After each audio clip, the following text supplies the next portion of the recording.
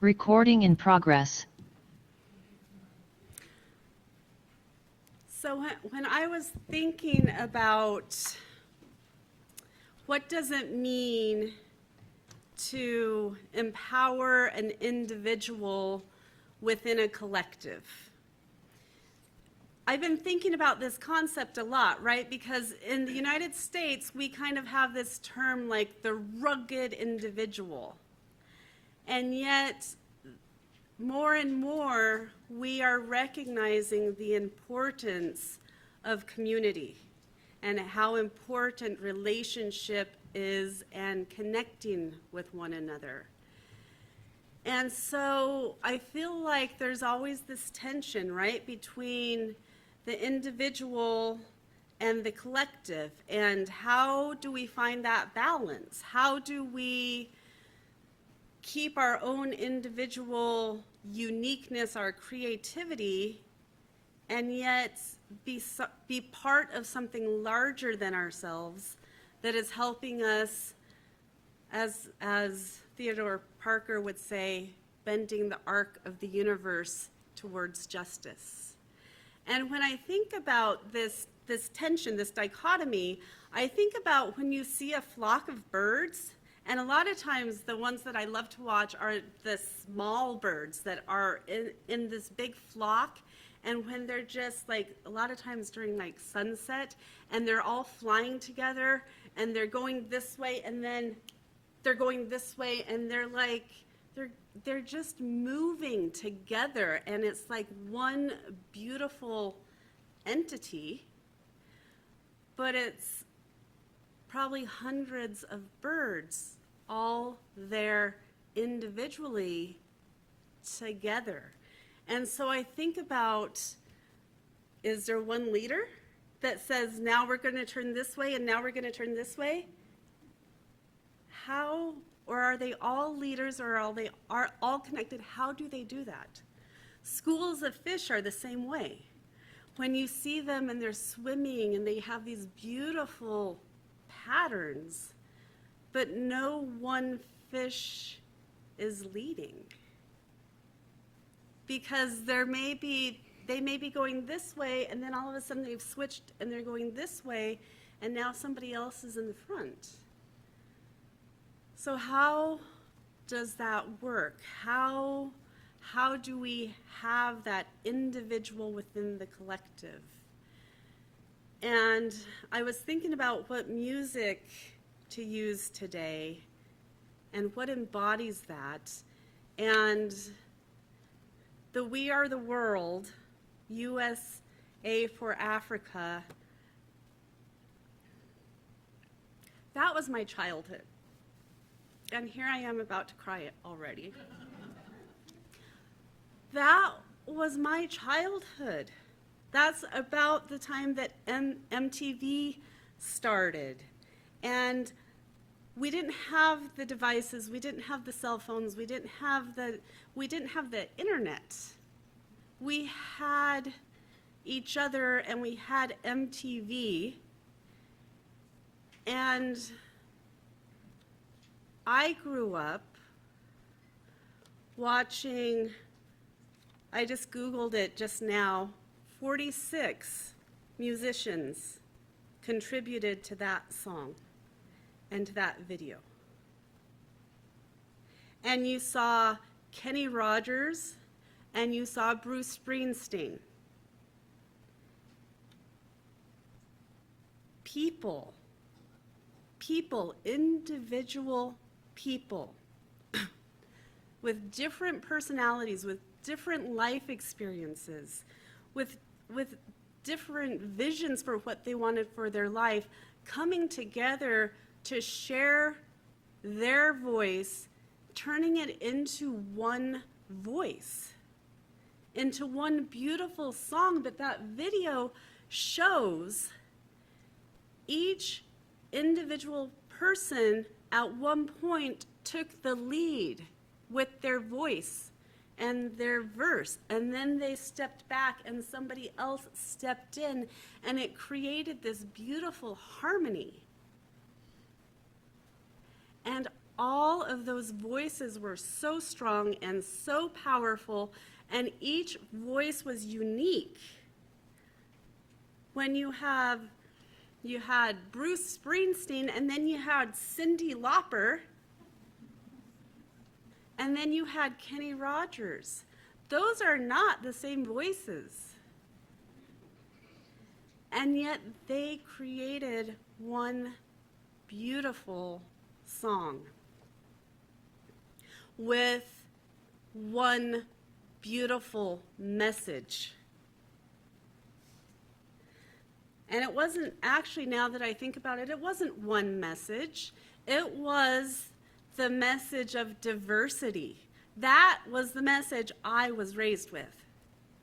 That was what Gen X grew up with the We Are the World, looking at the diversity of that video and so many other MTV videos, showing people from all these different backgrounds coming together to work together to acknowledge the privilege that they have in America to send all of that money that they made from that song to people who needed it in a different part of the world.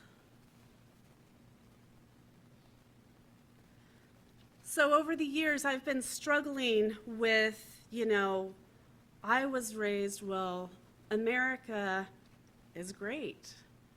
And then we see what's happened the last 10 or so years, and we're like, was that a lie? And I think not. I think it's more complicated. But when I think about the beauty and the power and the leadership of what America can be and has been,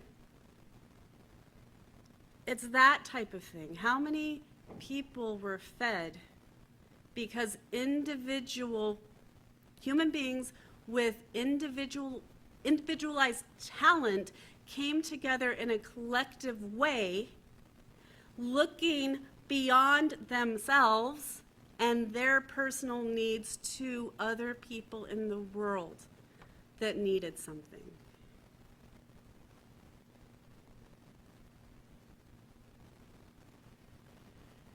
And it kind of makes me sad because at least right now, I realize that is not the ethos that my children grew up with. That was before school shootings. That was before we were teaching children how to hide from a shooter. That was before thoughts and prayers. That was before all of this technology. It's when you still had to ask somebody out on a date in person, or you had to break up with them in person. It's when we actually had to communicate with each other. And when you actually have to take the courage to go up to somebody that you kind of have a crush on and look that person in the eyes and say, "Do you want to go roller skating with me?" That's a skill that my generation and the generations ahead of me, we had to have that skill. Otherwise, we couldn't communicate. Otherwise, we weren't part of what was going on. And so I don't think that this technology is all bad. I don't think social media is all bad. I think there are pros and cons. But watching this video this morning was kind of nostalgic for me because it reminded me of a time when the most popular thing was something like that video. When my generation of teenagers was watching our role models come together, regardless of which person in that video was your favorite singer. They were coming together and they were creating something. And I'm sure individually that there were some egos in that room. Right? Most of those people at that time were millionaires. They were all famous in their own right. And in that video, in that song, you don't see any ego.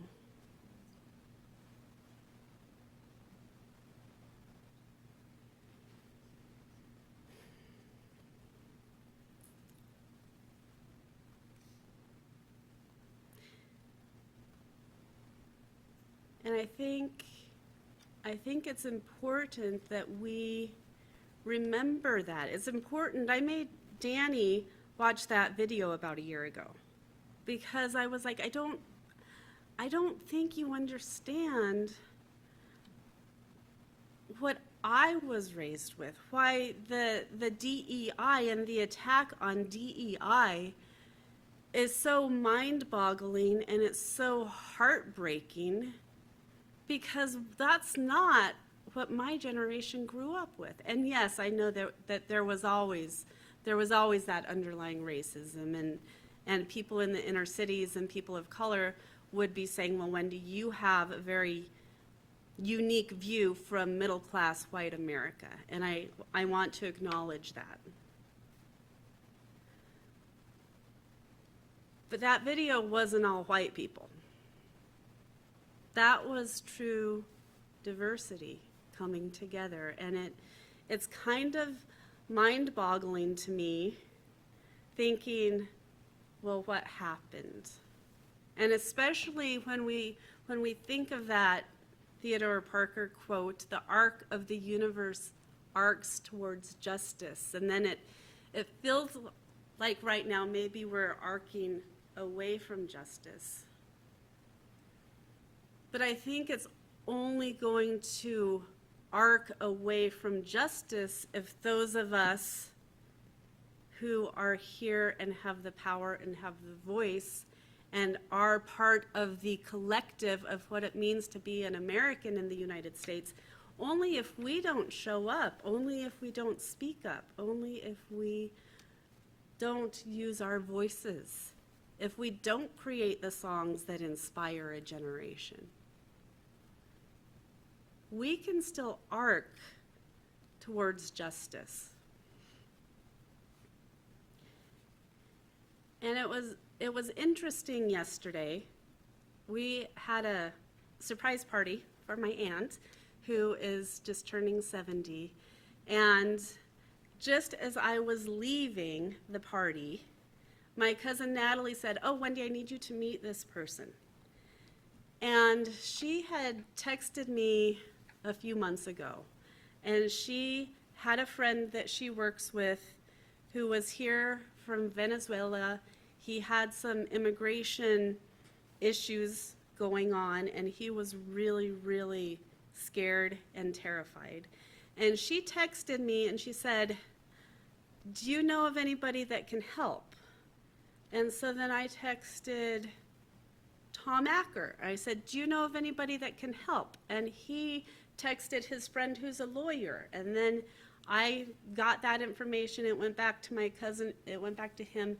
And this person was able to help. So this was a legal case that actually ended well in regards to immigration and ICE.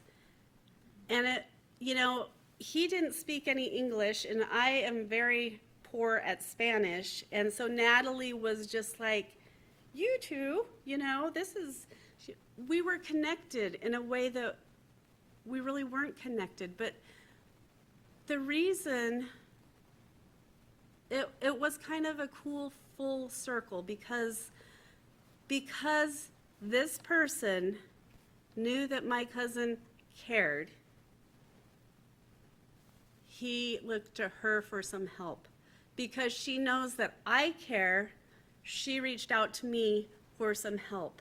Because I know that Tom cares, I reached out to Tom for some help. Because Tom knew this lawyer who cares, he reached out to him for help.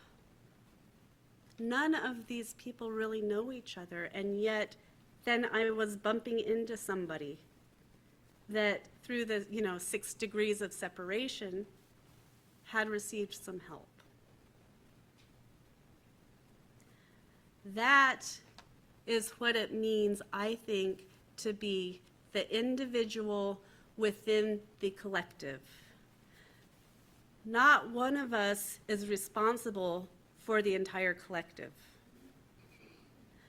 but every one of us is responsible for doing our part in our own unique way that helps create a healthy collective arc of justice. And I've said this many times, we're not all meant to do the same thing. We are not all meant to say the same thing. But because of simply, and my cousin is not an activist. She doesn't come to the UU church. She's just kind of living her life. But because she was being who she is in her unique way, she was a person who was trustworthy for this young man. And because of Tom doing what he is doing in his unique way, and Richard doing what he's doing with helping Iriana at La Plaza, and all of us coming together, I think we are helping that arc move in the right direction.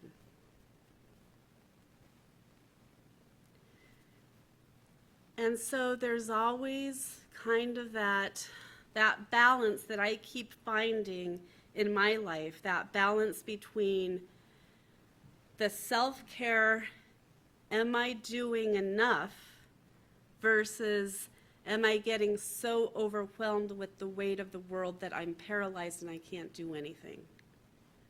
And so none of us need to get so involved and so enmeshed that we're not doing the self-care that we need to do.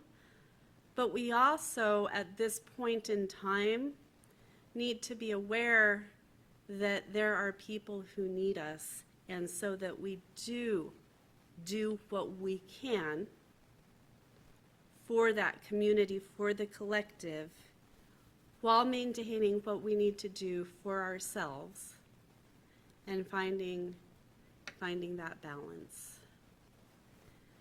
And so today, I hope this little jaunt down memory lane can remind us of who we have been,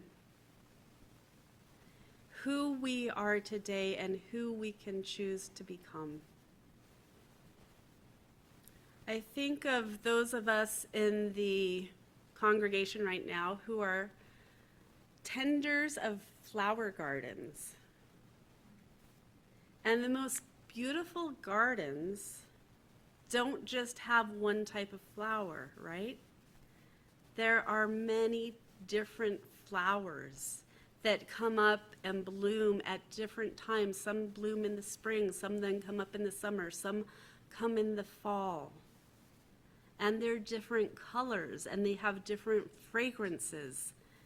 And each flower has its own unique beauty and its own unique purpose. And each flower is at its best when it is being uniquely itself, right? You don't ever see a rose trying to be a daisy. But when you have roses and daisies together in the same garden, both getting the nurture and the water and the sunshine and the soil that they need, they're blooming together, side by side, creating that sense of beauty. And so my invitation for us today is to think about this week, what is our unique role? Where is your strength? Where do you find your groundedness, your centeredness to create your own beauty, your own flower, so that you can be part of that garden that comes together, that no one person is doing their own thing by themselves alone, but we are all uniquely, beautifully being ourselves, supporting each other and the collective, without any one person having to take all the credit. How do we do that? And I think there's probably 60 or 70 people here today. My hope is that there will be 60 or 70 unique, beautiful answers. And then we each just focus on what we are meant to do as part of the collective whole. So with that, why don't we sing? And somebody's going to have to tell me what we're singing. 131, Love Will Guide Us. 131, Love Will Guide Us.